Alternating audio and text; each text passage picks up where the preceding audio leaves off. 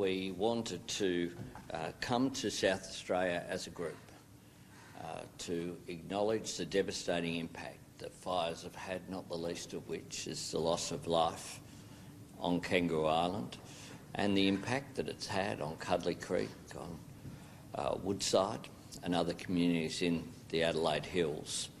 And it's a reminder that this has indeed been a national emergency. Victoria, New South Wales, South Australia, and earlier on, of course, central Queensland and the Sunshine Coast have all been impacted, which is why we have called for a national response to this devastation.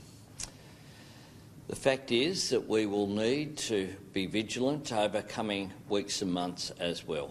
For South Australia and Victoria, the current period of time is normally not when the bushfire season hits its peak. It's not expected to rain in any significant way in South Australia for a considerable period of time. But we also need to pay attention to what is the human impact, the economic impact, the ecological impact and the health impacts right now, and to start putting in place measures that make a difference to people's lives. And today we have given consideration to that. I do note that after the Victorian bushfires, there was a considerable approach coordinated nationally with the Victorian government when we were in office. And that had a range of themes to it: people, reconstruction, economy and environment. Yesterday we called for a national ecological audit. We called for a meeting of the environment ministers to ensure there was a coordinated approach, and we called for as well the Cooperative Research Centre into bushfires to be funded beyond the 1st of July next year, where funding is due to run out. This morning here in Adelaide we're focused on health with a submission from Chris Bowen, our Shadow Health Minister, with a range of recommendations that have been adopted by our Shadow Ministry that will be put forward in a constructive way to the government. Throughout this period, Labor has been determined to not engage in personality politics, but to engage in constructive suggestions, many of which, of course, have been taken up. The national approach to the bushfire crisis, the compensation for volunteer firefighters, the increase in our aerial firefighting capacity, the increased use of the Australian Defence Force, and many other measures have been put forward by Labor constructively and later adopted by the government. That's a good thing. Today's recommendations are put forward in that spirit of cooperation, constructive dialogue and trying to make a practical difference to people's lives, and I'd ask Chris Bowen to outline those proposals to you. Thanks very much, Anthony. As Anthony said, the health implications of this crisis are very real. They will have long-term implications, not just the immediate and the obvious. And while much of the effort in dealing with this will fall to the states, this is a national crisis which needs a national response. And this is an issue which will go on for a long time, and the states will need federal leadership and federal support to deal with. And many of the places that have been heavily impacted by bushfires are places that are already suffering a shortage of medical professionals, GPs, specialists in particular, areas that are already facing challenges when it comes to public health, which are going to be made much worse by this crisis. And so today, as Anthony said, we are calling on the government constructively to engage in a number of practical measures which we're putting forward as the ways the federal government could provide leadership for areas that have been heavily impacted by bushfires, both in physical health and mental health. Just briefly running through those. GPs are the front line for the healthcare response, general practitioners. In many instances there is already a shortage, in many instances there's pressure on bulk billing. So we're calling on the government to consider increased incentives for bulk billing, increased support for GP practices in heavily impacted bushfire areas.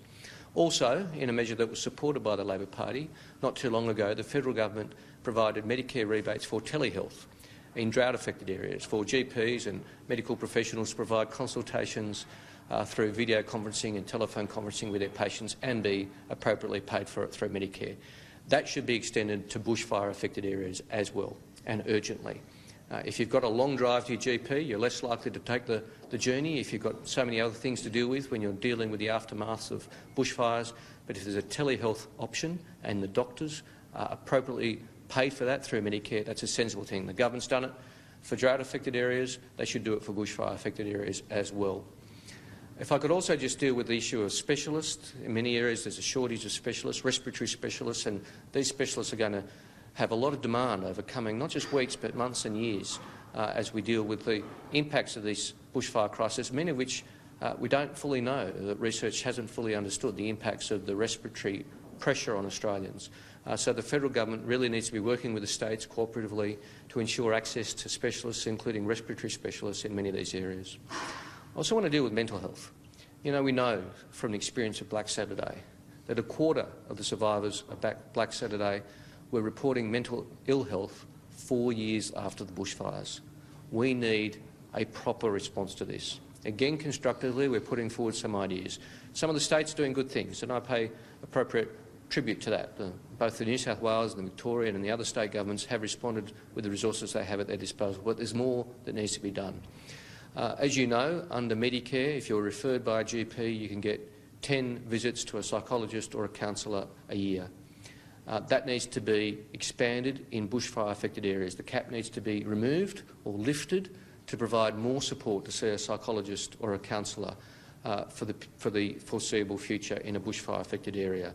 10 is not enough if you're going through post-traumatic stress or dealing with the long-term implications of having lost your home or having feared losing your home or being in a community which is threatened.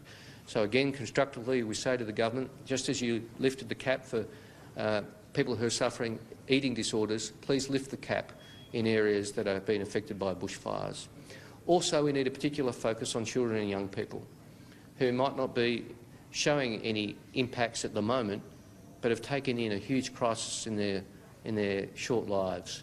And we need a particular focus on return to school in a few weeks' time when those communities come together. 600 schools have had to close at some point due to bushfires, and that was before the worst of it, which hit during school holidays.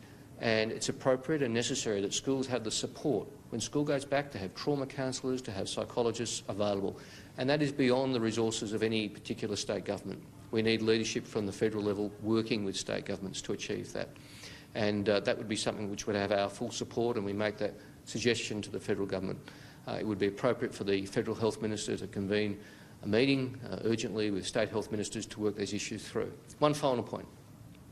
We've seen heroes right across the country. Bush firefighters are the first responders, giving of their time and, in too many instances, giving of their lives, including two of my own constituents who gave their lives. Two of my own constituents and community members who gave their lives in December. And we had the funeral of one of them just a couple of days ago. We can't just expect those people to return to work without support. We need mental health support for our first responders. Now, the government received a Senate inquiry in February on the mental health of first responders. The federal government has not responded to that inquiry, which we reported last February last year. That report needs to be responded to urgently. Now, again, many of the recommendations are the responsibility of the state government, but it's a federal report which needs federal leadership. And we can't just expect the bush firefighters and the other first responders to receive our thanks and our honour. They're going to need our support as well.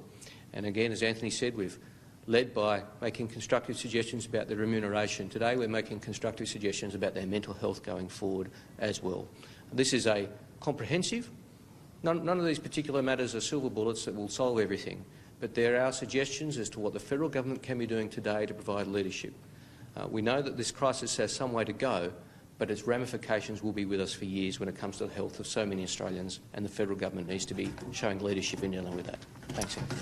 Thanks very much, Chris, and thank you for the work that you've done in putting together today's submission. We had a range of submissions which we will be forwarding to the government in a comprehensive way, just as we did when we wrote to them in November.